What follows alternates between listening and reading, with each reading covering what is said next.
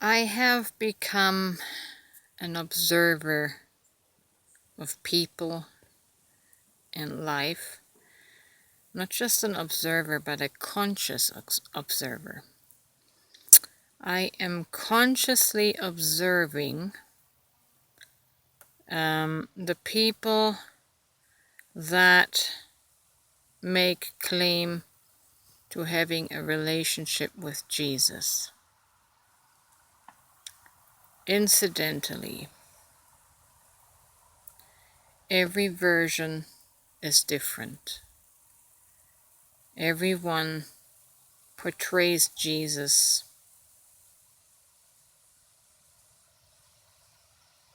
differently,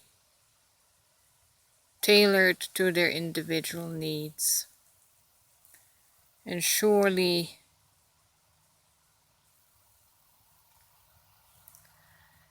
I've come to the conclusion through my observations, also through my own observation of myself, what a powerful creator our mind and psyche is. It creates storylines out of thin air. You can call it spirit if you want, thin air, spirit. The mind creates the storyline. Let's be honest. We read about the character of Jesus of Nazareth in the Bible, a story which is acclaimed to be 2,000 years old. If we were really truthful, we have no way of knowing who he was, what kind of person he was. All we have is some writings of second-hand accounts of people who supposedly walked with him. They wrote something down, but one thing is for sure, they didn't write anything down in English. So what we read in our Bibles today is, to put it bluntly, fiction. And our ego mind, our psyche, ego mind, psyche, soul, will craft and create a story from information that we have read in this book, in the English language.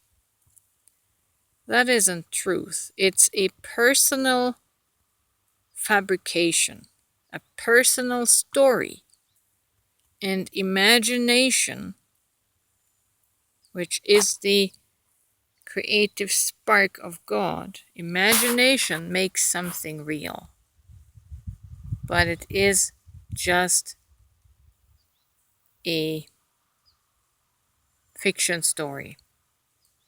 Your personal Jesus story is a fiction story, although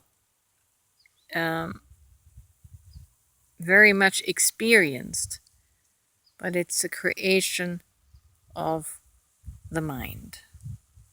It's not a universal truth. We create everything. We create this world through our mind. Our mind is the creator of all that is tangible. It's the creator of matter. And we bring it to pass through our thoughts and emotions and imaginations. But coming back to this fictional character of Jesus, which is very real to you,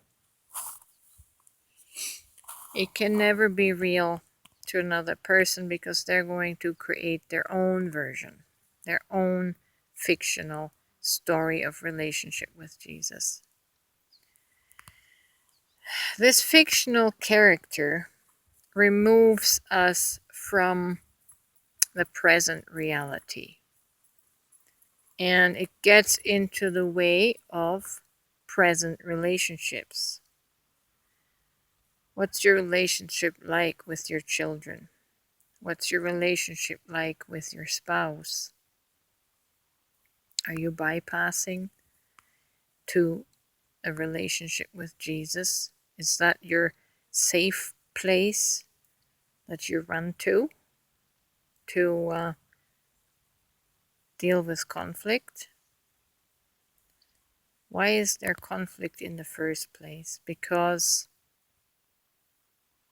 we are not in our true identity. We live in an identity of fear, rejection, abandonment, lack of self-worth.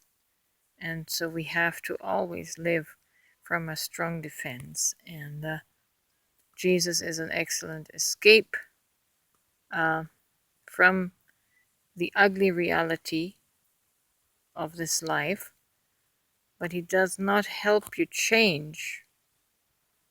That fantasy does not help you change your interpersonal relationships with other people. You still probably carry distrust. You're still suspicious. There's still a barrier in place. But your relationship with Jesus is a fictional fantasy land that you can escape to.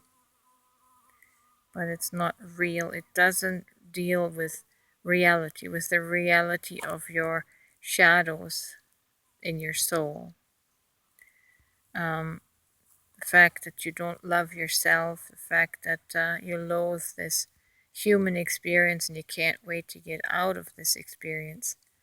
So you're escaping to Jesus in the etheric world to get you out of whatever problem you have in this world, but you're here to solve your inner problems, and Jesus is not helping with that. That's something you have to do. You have to overcome your barriers. You have to overcome the walls of distrust and of feeling offended and feeling defensive. Jesus can't do that for you. If he were real, he couldn't do that for you. Every person has to go within themselves and become their own savior. You are the only thing that's real. I'm not talking about your physical body, but your identity, the I am, the you that you are, the way you manifest is the only thing that is real in the now. And if you want peace, then you have to start by resolving the war within yourself. So stop bypassing through a fictional character that your mind has created and a fictional experience. Deal with reality.